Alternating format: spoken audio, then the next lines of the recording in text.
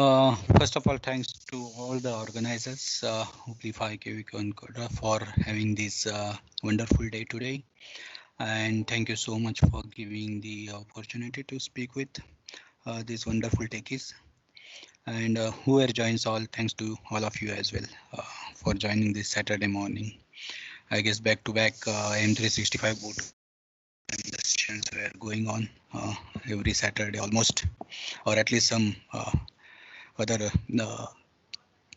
other sessions and all those are going on. So thanks for joining us.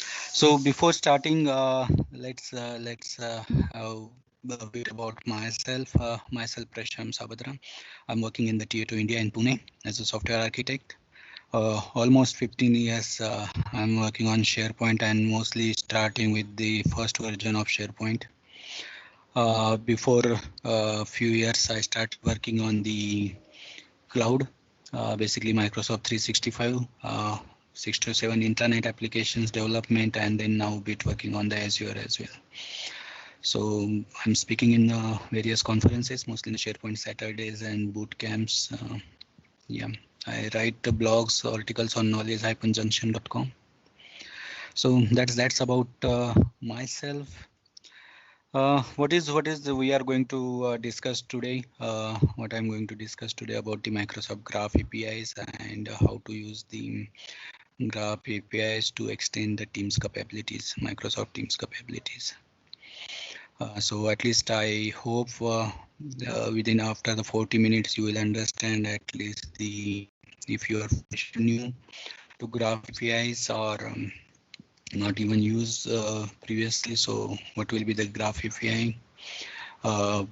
Why it's very important nowadays, Microsoft Graph APIs, understanding the Microsoft Teams, and then what are them. I'm going to discuss a couple of customer use cases as well, which we have implemented for our customer. One first session was already there, that use case, that was the same use case, provisioning a team. But then Anna has explained it through the flow. And we are going to see it through the web console application, .NET Core application, or the same can be hosted into the Azure as a web job. So that is a bit different, but the use case was the same. And yeah, Anna has explained very well through the flow as well. So let's discuss. I would like to demo first before going to the slide, so you will also understand what is the use case. For example, yes, so this is my site, M365 site, local tenant. And on this, there are, if you see on the screen, there are two web parts. One is the site creation without O365 group, and one is the team creation demo. So what is that? Previously, we saw there were the form into the teams itself. But in this case, our case, this is the SPFX component. So it's a SharePoint framework component implemented and deployed on the site. And what happens when we create it or when we order it, when the request is raised for the team's creation. Now, just to discuss a bit why this scenario is, So I'll give a bit background as well for this use case, so you could understand as well, or you could propose to your customers as well. And that is really important because I'll go through the code as well, but you could easily find the code over the net. So background is one of our customer has the large user base, and they wants to place the Microsoft Teams into their organization. And yeah, they need to request, but they don't want to give the control to all their users who will go to the log into the Teams or go to the desktop client and create the Teams. So they don't want to give that control. Second, we saw that in previous session as well, there is approval process. So they want to control the which team should be approved or which team should be rejected. There should be a valid reason for creating a teams, because one observation was if the control given to all the users, then who were create like T team or sport team or hangout team, that kind of teams as well. And then that was not the healthy tenant, maintain as a healthy tenant. So they want organization want the team's governance should be there. So approval process was there. Then third point, that was the governance of the team. So they don't want the permanent team should be hanging into the team tenant.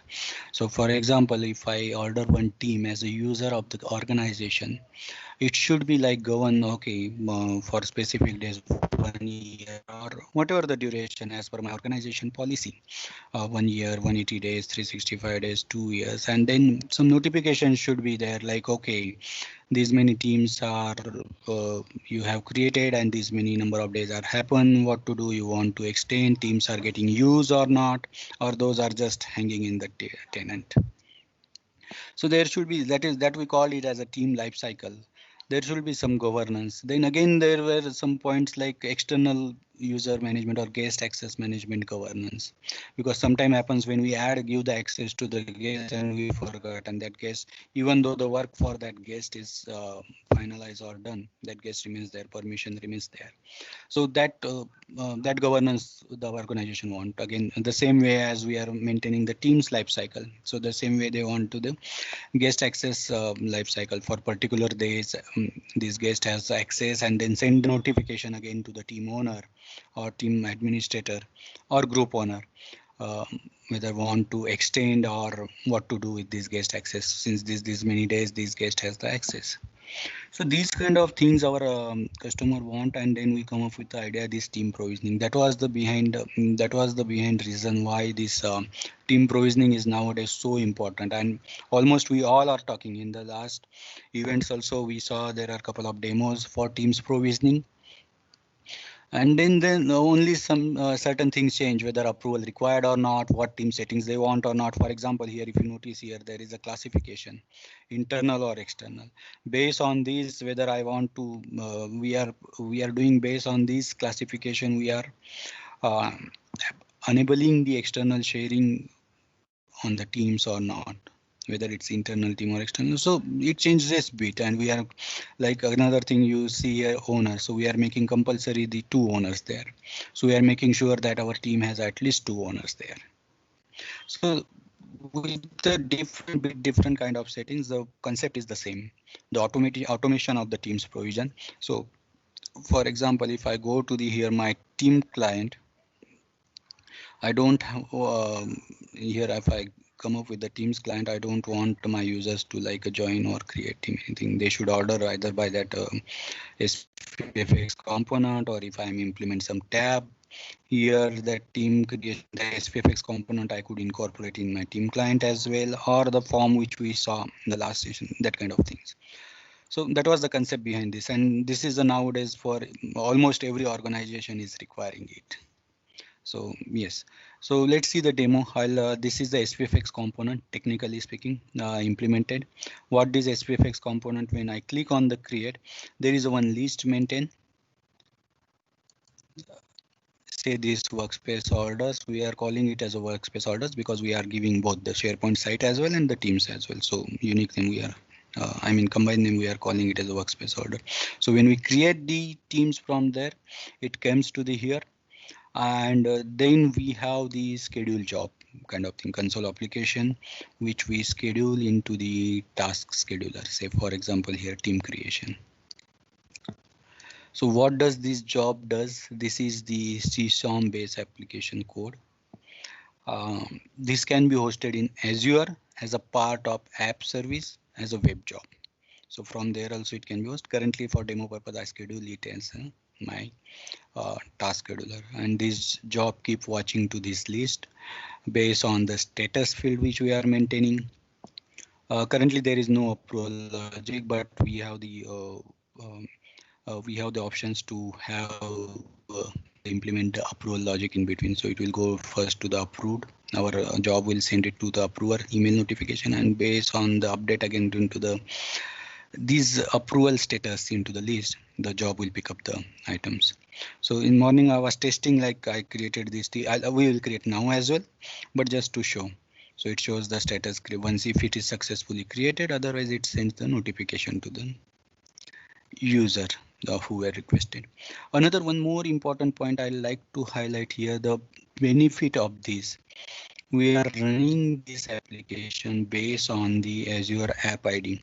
and not any when we go manually to the team client. This is really very important point. When we go to manually to the team client, every user has some limitations to create the team. We were testing it before 3-4 months back. At that time it's a 250. So we were rolling out this application and the customer started till the time manually to create teams, since they were in hurry and there were lots of teams to be created, and they give the responsibility to one user to create all the teams, and he could create only the 250 with that account. So that was the limitation. But when we execute our code, or then we did some testing from here, we have the loop, we have prepared CSV files and calling our job. So there is no limitation when we create the teams with based on our Azure app. Either you use then client secret key or certificate key. I'll show the both the code. So that was also an important point for this automation. So let's order one team.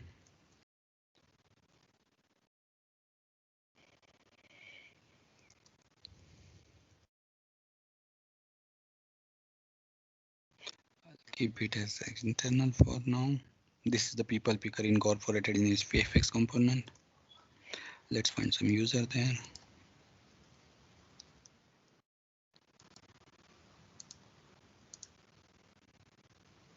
So it submits the order and we could order another one. I'll show you the list. Let's refresh this. And here if you see this going to the space demo 4, which is created, primary owner and the secondary owner, we were setting it out, and then status. This list this list contains another some metadata as well. For example, email addresses or what type of it's a SharePoint site or team that we are using for internal purposes. So now let's run the job. I'm going to go to the task scheduler and I'm going to run this job.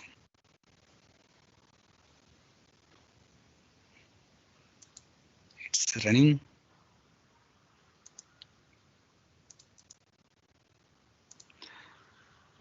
Since behind the scene what happens, it create the group, then create the SharePoint site, associate the SharePoint site to the group, then do some setting based on the classification selected, internal or external, add as owners to the team. So I'll show you how the team is get created and all those things. It's still running.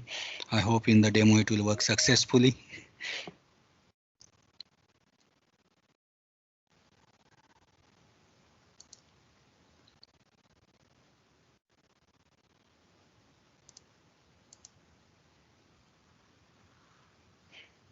Yeah, it's ready.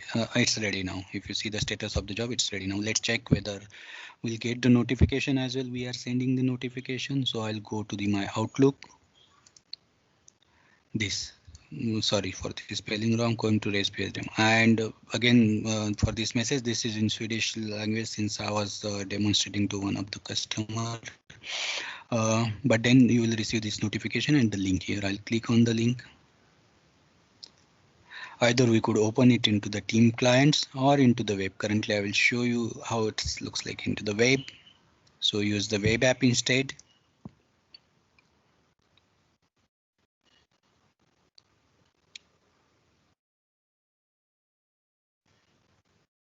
And here we are into the team. Here you will see the notification as well. This is the app actually. Knowledge Junction added you to the Coimbatore SPS demo 4. And here we are into the team. We could into the post files. This is first time it shows like this. We can't get your files, but if I go to the navigate somewhere like wiki, it provisions the wiki for us. And if I again go back to the files, it will show it now. Like this way. We could open the SharePoint site as well. Open in SharePoint site, we could see the behind the scene. We all know that behind the group, behind the team, one SharePoint site is get created. So that was there, and we could check the group as well. If I go to the groups pages and refresh,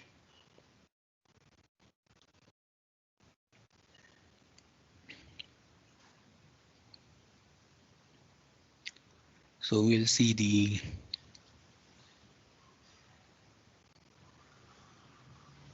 this demo 4 which we created. So in this way. So that was one of the use case. I'll move back to the slides which I want to show or which want to discuss the use case basically.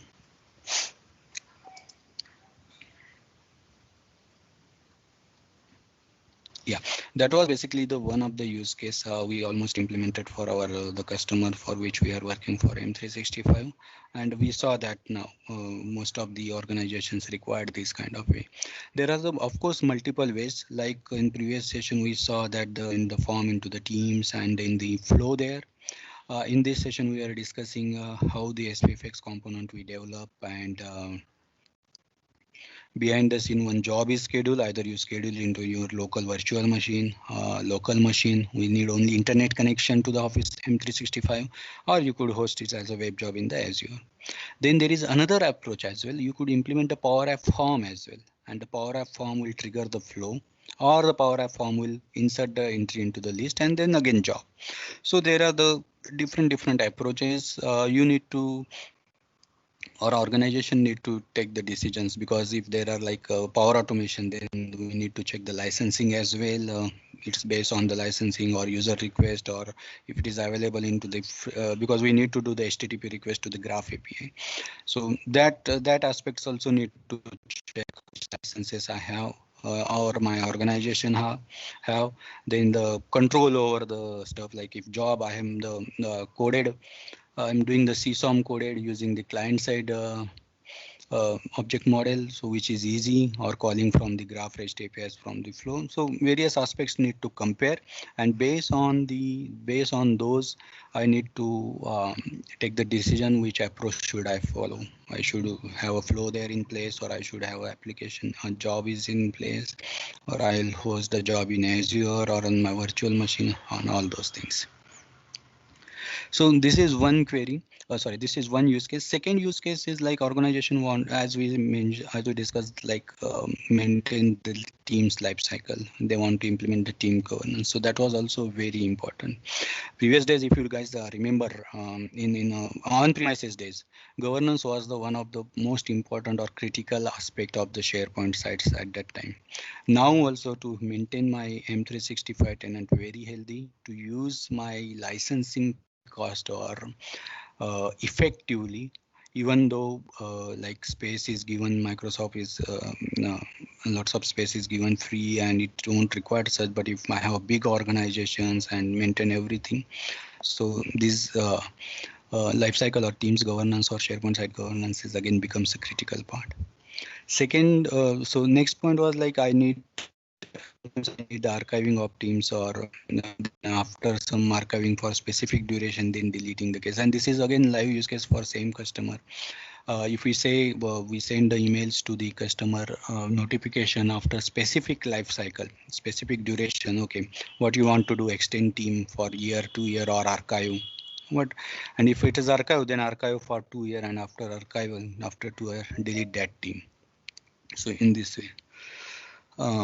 So that was the one of the use case. And again, one of the use case we implemented recently, our customer wants reports that they have added lots of additional admins to the team. So if I go to the site, I will show you.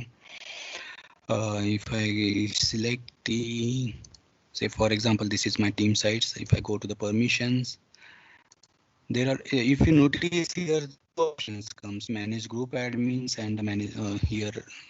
Yeah, manage group admins and manage additional admins. So here there is no additional admin, but if I go and add here the manage like additional admins, so the use case happens like for our customers tenant, for the teams, right? There are lots of additional admins are provided. And now what they want to remove all these additional admins with specific domain. So they have some external access and those domains have also like additional admins, and they just want 2 accounts to be the admins, super accounts, and all the rest, even from their organization or they want to remove. So they come to us and that we want like this, and we want to identify what are the all the admins for respective teams. So that is kind of a report kind of thing we need to build. So these kind of use cases, live use cases which we had. So we have one application which we I could demonstrate now as well. So if we go to these, this is my solution M365 group demo. This is a .NET Core application, .NET Core console application, and where we were having some, like if I start with the first program where we are reading some JSON configuration file where we are storing client ID, secret ID or tenant ID, and we are generating CSV files with the report. So we are executing code this on behalf of this client ID. If I go to the teams or maybe the authentication provider class, this class is basically to get the access token. Now just to give a background, whenever we use the Microsoft Graph APIs, we all know that Microsoft Graph APIs are the security trim APIs. So to access those security trim API, we need some kind of token. In case of Microsoft Graph APIs, we will need access token.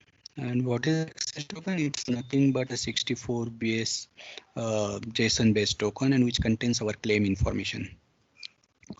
So app or application ID and what permission that application ID that app has over the Graph APIs or SharePoint APIs or other various other APIs are available. So this kind of claim is this token is required, and this token we associate with the request, basically the Graph API request, the HTTP request we do. So to have this access token, we need Azure application ID. That ID requires the permission to the Microsoft Graph API, and then either we require a secret key or the certificate key. So I'll go to the back again to the my Azure. This is my Azure AD portal. If I start with the scratch, say for example from home, I already created here application, so I want to create it in the benefit of time. So Azure Active Directory, app registrations, you will see here list of my all apps. So for example, say SPS Gurgaon 2020, Knowledge Junction or C# Corner, those demos I created app. So here we get this the application ID here when we register this new application ID, and then we required a certain kind of like under the certificates and secrets, we could have the secrets as well, or we could upload the certificate as well. If you know, if you see here on my screen, so we have created which kind of certificate this is. I'll just show you the type of certificate we use. Let me know, sorry, authentication provider where I'm using the certification. So this is X509 certificate 2. So we could create this certificate with the script available provided by Microsoft, or there is some third-party software as well, OpenSSL, something with the help of that as well. And once that certificate is there, we could upload that certificate here.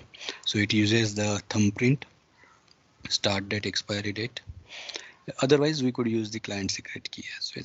And then what else will require to access those Graph APIs through code or something? The API permission. So if I go here under the API permission sections and click on add API permission, there are various APIs. Now here also bit tweak. We use the Microsoft Graph API to permission given or to SharePoint. But if you see, there are different kind of APIs are available. But the best practice is now we need to use everywhere the Microsoft Graph APIs. Because recently there were a news last week or last week that Outlook 2.0 web APIs, those are going to deprecated and those won't be used now. So even though these different APIs have, the different features have different APIs, there is a single endpoint for Microsoft Graph APIs. That is a unified program, unified way it's providing now to work with the either whether the work with the teams or whatever the data I need to fetch from M365. Basically the Microsoft Cloud, even from now Azure as well. So we need to use the Microsoft Graph API. So we need to provide the permissions. There are two types of permissions. Those are available: delegated permission and application permission. So when we use the Azure app, we go for the application permissions. One example is now these kind of the jobs which we have implemented, those runs behind background like schedule job or in scheduling as a web job in Azure, that kind of thing. At that time we use application, but when we use the SPFX component, there we have the current user context that available, or when we implement here in one of the or if I go to the Microsoft Teams client, when we implemented here the tab kind of applications or bot kind of application we saw in the previous session, at that time we have this team aware context as well. For available for us, or when we go to the browser and SharePoint site, we have this SPFX, the current user context available. So in this case, we'll require the delegated permissions. So if I go back to my AAD portal, yeah, in this case, I'll require to have the associate the delegated permissions. So we are using Microsoft Graph to communicate with Microsoft 365 or to communicate with the teams, and then we'll require the access token. And if you see this, this is the single point of graph, which is https graph.microsoft.com, that we are using. And then there is some this authentication provider class we need to implement the method of authentication request async, which is derived from the interface I authentication provider. And then for that we use this Microsoft Identity Client and Client Active Directory references. So in this way we require the access token. Once we have the access token available, so I'll show you, this is the method get group owners. Once we have and here we are using the graph service client. Again, this is the abstraction available. We just require our authentication instance of authentication provider class, and then it uses the access token internally, and then we could query it out. So for example, if you see here bit code, we are creating instance of graph service client, and then we are requesting this query option. And then what is the query option? This is a top, I need one, and we are querying for the getting for the specific group. So if you see here, the filter starts with mail, this group display name. So basically, if I go to the again my groups page, if you see here general, if you see this database group.knowledge junction, so this is the display name, or this is the email nickname basically. So either we start with the display name or email nickname we are querying to the group mail nickname. And then there are certain, because it's not allowed now currently, this we implemented since back. So there are, at that time it was allowing to the group name kind of these kind of things. So we are replacing it and verifying it, and then we are getting top one group. And then once we are group in place, I'll just scroll down a bit because these are various operations. I'll show you getting owners. Once we have the group in place, then we have again query request another query for the group owners. So here in this way, we are iterating through the code and getting all the group owners. And then in simply once we got all the group owners, we have our custom class there implemented. What parameters? Sorry, in the model. What parameters will require title, URL, and the list of owners, and what template, it's a SharePoint site or team site and that kind of thing. So if I execute this code, it will, okay, maybe I break something.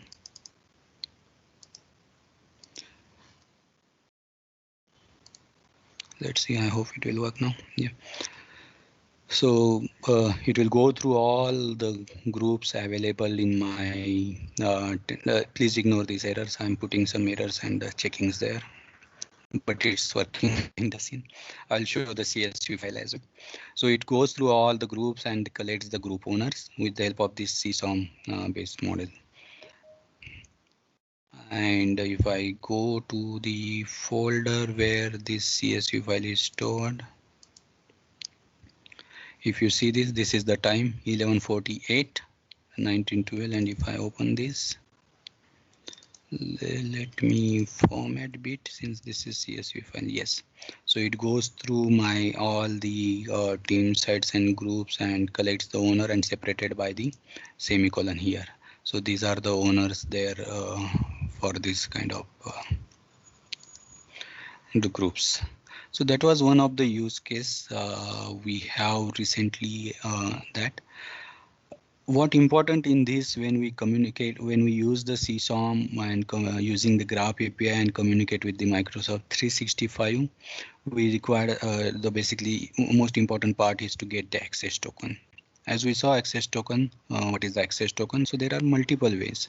So here, if you notice, I'm using the app ID and client secret key to get the access token. So I need to create the client credential part. And in the this authentication auth result, I called the method acquire token async, which is the resource to which we need to query. We need to have the graph API and then client credentials, and then it returns access. This is one way. We could have the username password as well. So there are three ways. One is the username password as well to get the secret. Sorry, to get the token. One is the app ID and secret key, and third is the certification. So here we need to get the Azure certificate. Now what is this method? If I go to this method, I will show you. This certificate is stored in my local folder. So from where I'm getting the certification path and password, I'm getting reading that, I'm getting that data, and then create an instance of X50 certificate 2. In this way, there are certain flags which we need to set, but most important is to read that certificate and to data and the password. Then once I have certificate available, I could use that certificate to pass to the acquire token async method authentication. Then it returns me the access token. So among these three, again there is some preferable way among these three, and most preferable way is using the app ID and the certificate. And you saw here for one of the case, I have stored this certificate into the here. I have uploaded thumbprint and I have the certificate available on my local system. That means on my local virtual machine. But now the most again the secured way to upload the certificate into the Azure Key Vault service and read that from there using the Key Vault service. So it is a secured way rather than storing on the local virtual machine on the local file system. So these are the this is the demo or few use cases why it's very important like nowadays Teams. There are other use cases as well when I go to the team client, as we already discuss creating a Teams tab either here available for all user. We saw in the last sessions as well for personalize and for available all as well, or here we could add to the respective channels and the teams as well. We could have the bot as well here, means the Teams bot implementation as well. So nowadays it's very heavy usage of those teams. And that's why it's really very important to understand basically the graph APIs, because what is the reason to, let's see. Now I'll go to the slides. Yeah, okay. So we'll go now a bit behind. I explained, we discussed the what are the kind of use cases nowadays and how we could achieve through those and what we required. But then why those are very important? If I am a Microsoft 365 developer or rather a 365 developer, if I am a Microsoft Cloud developer, I must understand those concepts, at least how the Graph APIs work, what are various options, either through CSOM, either through REST APIs, how I could use those in my .NET application, ASP.NET Web application, in my Teams, how I could create the Teams tab, how I could integrate those with like ServiceNow, Jira, even we could integrate with the Azure DevOps as well. We had that one use case as well, but I'll skip that now for now. How to integrate those teams with the DevOps and all those things. So before this Microsoft Graph, there was a bit difficult life for developers like us, because for every, say this is your area, Azure Active Directory is there, OneDrive is there, Outlook, OneNote. Now lots of things are there.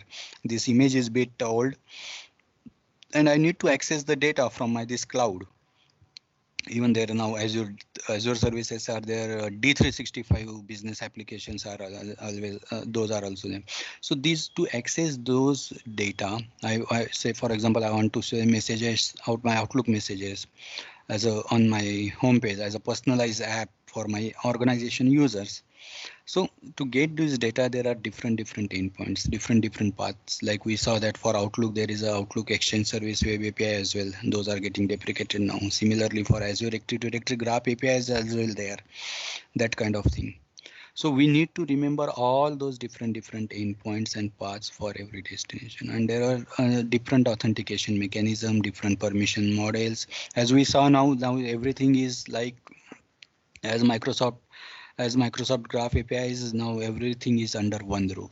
We could say it's everything is under one umbrella. Basically, we just need to remember single endpoint graph.microsoft.com, and then those are users, group, files, mails, whatever.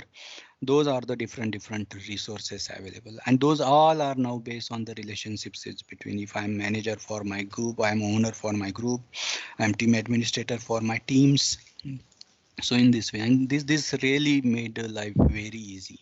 And now lots of if we observe that lots of things happening around this graph APIs, like uh, one I'll show you the graph toolkits. There are Microsoft Graph, those are the toolkits available, library components, those are framework agnostics, very easy to handle and easy to use in my either in Teams applications or in the React application like SVFX component.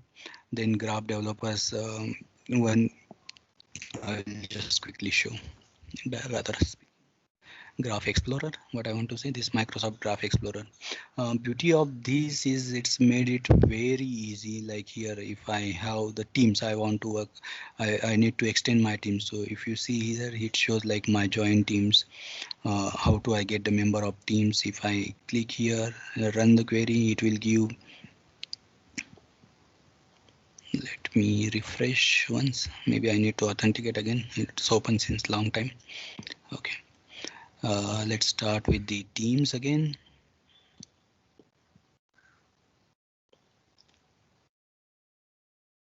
Where is the teams?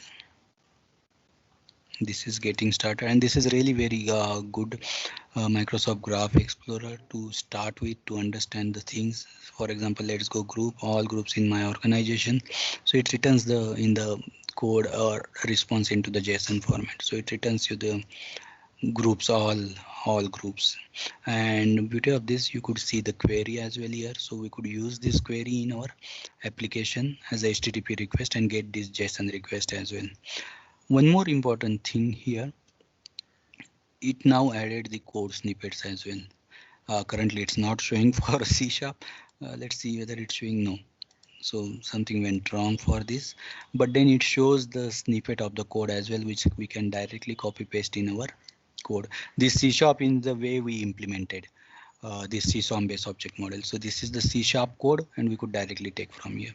Another important point, it shows, as we are discussing, toolkit component available for this query. It's not any available, but then the toolkit component and the adaptive cards as well. So here from here you will get in this, see this, the adaptive cards. So here from here you will get an. Hi Prashant, so sorry to interrupt. So it's last 5 more minutes, so you can Okay. schedule. Okay. Yeah. Okay. Yeah. Thanks, Jay. Thank you. So what I mean here, like it's really easy. to use ngraph API, and those are everywhere used now. We could use from the Power Automate as well to query to the. One more, I'll skip this site, but I'll like to highlight this site. This is courtesy from the Microsoft again, taken this image from the Microsoft site, documentation you could say.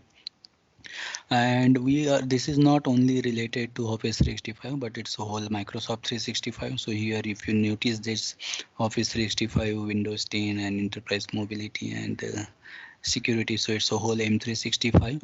Then there are two more points which are important, which is the Microsoft Graph Data Connect, which allows us to have some data to provide some data to the Azure AI platform to like kind of implement intelligent applications, AI based applications. So those are there, and then again we could have our local data which we have, like we want to search something from our file system or some from SQL database.